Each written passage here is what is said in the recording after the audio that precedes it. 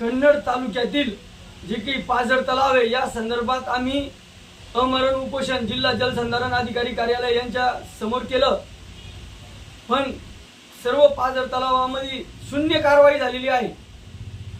ज्याप्रमाणे सुप्रीम कोर्टाने सांगितलं होतं महाराष्ट्र सरकार नपुसंग सरकार आहे, त्याच अभ्यासावर माझं असं मुख्य स्टेटमेंट आहे का मिनिस्टर जे काही आहे संजयजी राठोड व यांचे संबंधित अधिकारी हे नपुसंग अधिकारी झाले का काय असा आम्हाला संशय आहे।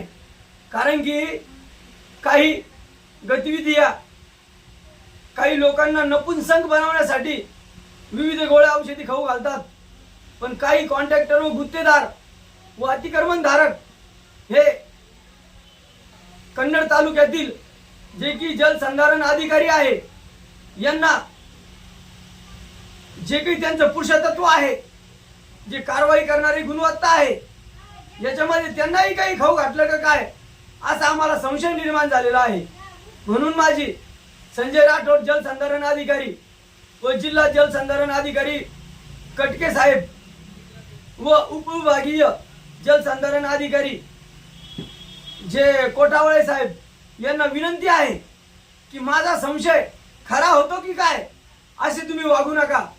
तुम्ही संविधानिक पदावर बसलेले आहे, 2.25 लाख पगार आहे, त्या पगाराच्या प्रमाणे अतिक्रमणाची काढायची कारवाई करा व भारतीय नागरिकांचा विश्वास तुम्ही उडू देऊ नका। मी एक उपोषण करता व आंदोलन करता आहे, मी परत याविषयी मोठं आंदोलन येत्या 10 तारखेपासून सुरुवात करणार हा तुम्हाला इशारा आहे। आणि जलसंधारण विभाग हा नपुंसक नाहीये, हा संदेश या महाराष्ट्रातील तमाम जनतेला द्या व अतिक्रमण धारकांना द्या।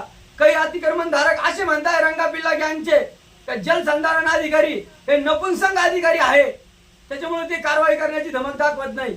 म्हणून तुम्ही शिवराई व कन्नड तालुक्यातील रेल या अतिक्रमण धारकावर कारवाई करा, नाही तर त्या अतिक्रमण धारकाचं म्हणणं असं आहे जलसंधारण अधिकारी हे नपुंसक आहे, हा त्यांचा संदेश मी तुम्हाला देतो।